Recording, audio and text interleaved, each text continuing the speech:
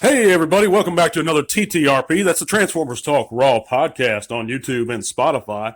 We thank you guys for tuning in on this chilly Wednesday morning, but we have a subject we're going to talk about today that's not chilly at all, and that's a very hot, controversial topic within the collecting community. That's scalping.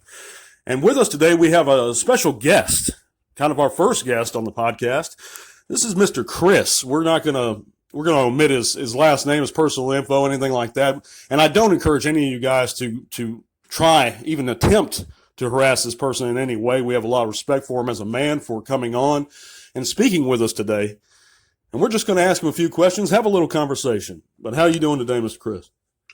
If I was doing any better, I'd need a twin just to handle it. That's right. Well, we're just going to start out with some real simple ones here, and just to get a preface on this a little bit, you and I came across each other on social media, and we had an interesting conversation. There was a couple other people involved, and it got a little heated between myself and them. But I think you responded pretty reasonably at some points, and conducted yourself very well there. So, thank you. Yes, sir. But just to start us off, how long have you been a fan and or collector of Transformers?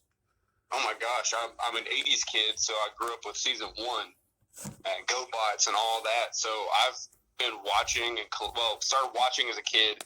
You had your childhood toys. Then as you get rid of them, nostalgia comes back. You want them again, and then you realize the collecting community is huge. There's all kinds of ways to get Transformers, third parties, Masterpiece, all that. So I, as a kid, had a few left over, started my collection there, and then got into, let's see, what else? I guess the Generations lines where I started. Then got into Masterpiece because they were the versions of the toys that I saw on the screen and I wanted to have on my shelf. Yeah, I think a lot of us got back into it after seeing those classics, Universe Generations guys. Mm-hmm. Mm-hmm. Well, that's cool, man. Now, as a self, do you identify yourself, think of yourself as a scalper in general? Well, when I met you, I came into that room. I do have probably one flaw would be I know this topic is a sore for a lot of people, and I've just seen it go on and on and on.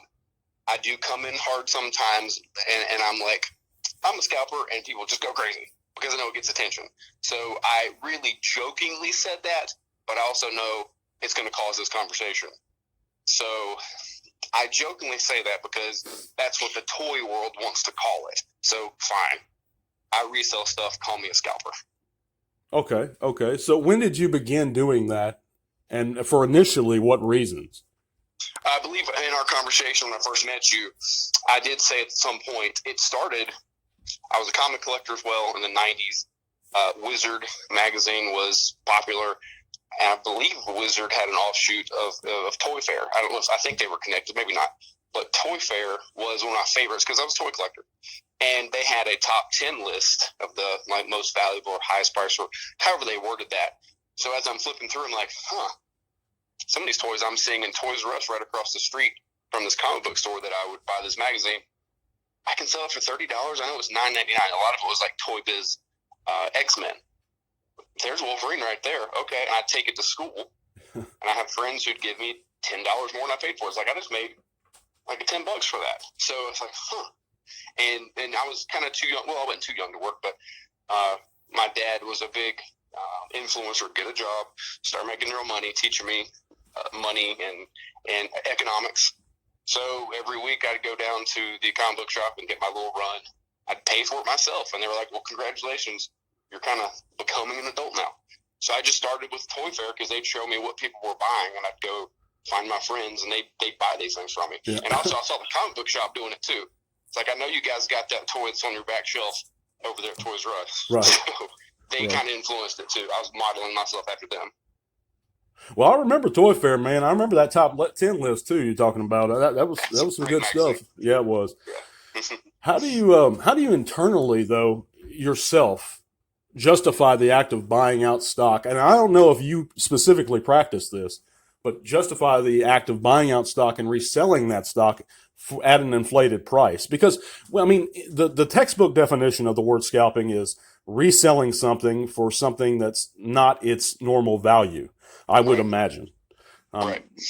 So how would you justify that internally, being a fellow collector?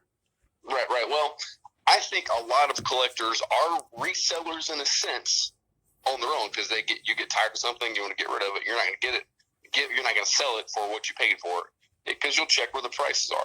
Now, morality came up in our conversation, and I think that's where our big split in opinion was, and I think that's where this might be coming from. So, yeah, I say go after low-hanging fruit. And if I do this enough and it keeps, I don't want to say, now this might sound strange, if it keeps me from getting a full-time job, but if it helps supplement my income, that's a better way to say it, then I say go for it. And anybody who has a hustle would understand that.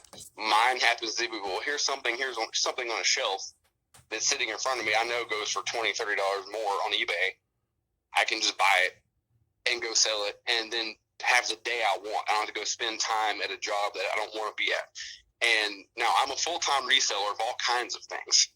Yes. So the excitement of the hunt is the draw for me.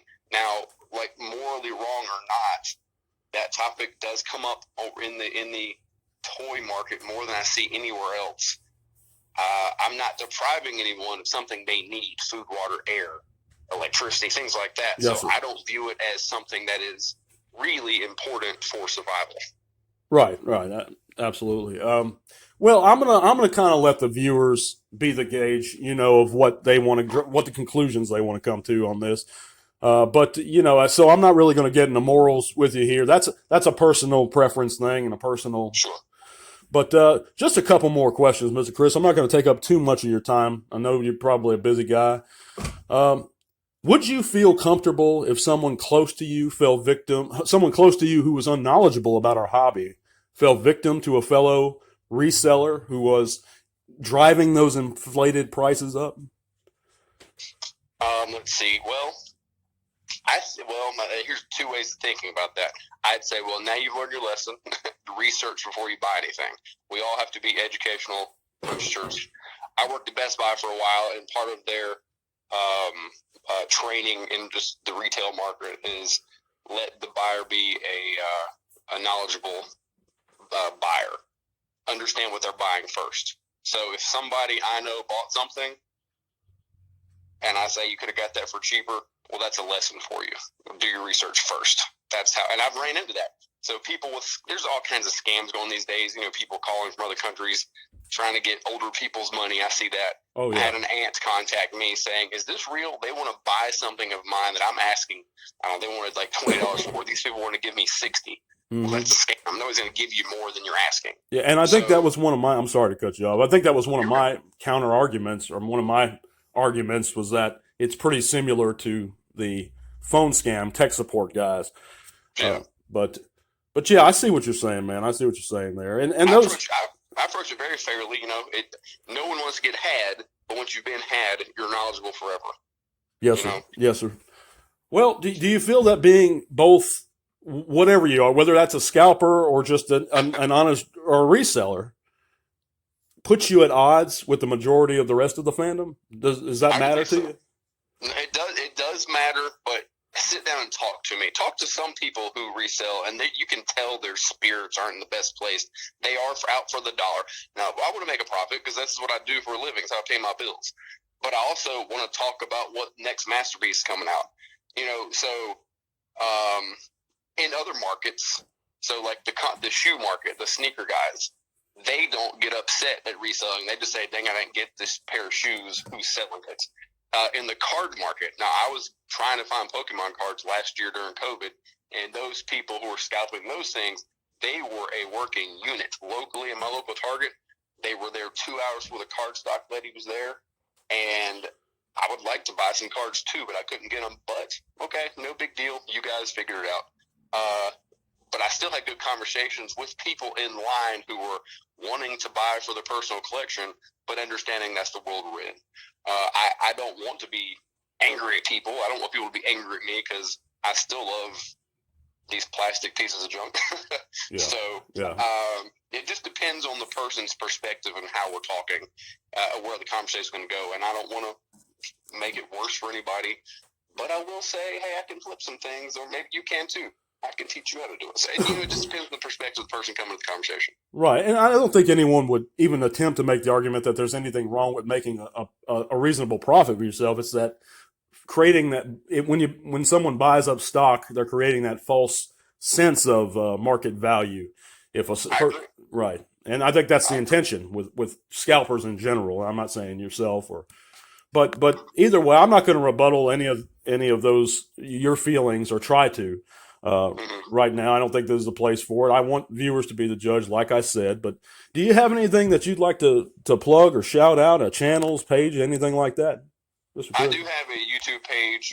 It started off to teach people how to resell. Because I got laid off during COVID, and I was doing the flipping part time. So even for 2 years before my layoff, I was like, man, I should do the reselling thing part time, but I was too scared to get off that paycheck. And I got laid off, and I guess I said, well, I guess now is my time. COVID's allowing me to do that. Yes, so if you search Flip Life on YouTube, you'll find me as the second. It should be the second search. Second thing that pops up as you search. The first person's Gary V. If you've heard of Gary Vaynerchuk or anybody has, he teaches flipping too. Yard sales, garage sales, that's what I do. Now, rarely do I go into Target with my camera and show myself picking up all these G.I. Joes. I want to say this too. Toys are kind of hard to find these days in my area due to shipping, so I don't go clear off racks because I can't find them. I wouldn't do that anyway. I'd leave one or two for somebody, but I might take one or two for myself. So kind of right there in the middle. Yeah, well, absolutely. But y'all, as you said, flipping. So the name of the channel is Flip Life. It'll be a picture of myself with my glasses. I should be the second hit if you search on YouTube for Flip Life. I teach people how to flip things. To go to this conversation even more, I have a couple of PS5 flipping videos. A lot of people have those negative comments that kind of came up during our conversation. Those are fun to watch. And I have the same perspective. If I can go get it, I'll get it. If I can't, then oh well. And the same for anybody else. If you can get it, be educated, find out how to get them. And then there's no argument. That's my opinion. Yes, sir. Yes, sir. Well, we sure appreciate you having you on, sir. If any of you guys want to check out Mr. Chris's channel, go over there and check it out. If you want to learn how to flip things. But like I said, my personal feelings on it, guys, I'm very opinionated about it. But at the same time, we do have a massive respect for this individual. And we hope you have a good day, Mr. Chris. We sure appreciate it. Thank you for your time, Matt. Thank you, sir. Well, guys, you heard it here first. You can draw whatever conclusions you'd like about that. We can all hate and act without hating the person. For example, I can hate smoking, but I won't hate somebody I love who happens to smoke. So we should be very slow to start name calling. We can deplore someone's actions, even if and I'm not even talking specifically about Mr. Chris, because, by certain definitions, he may not be scalping. We just don't know. But at the same time, and I get the impression that he's not too much.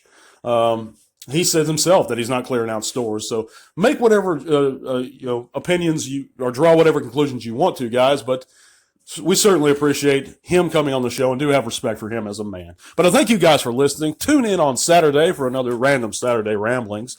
God bless you guys, and tell all I want.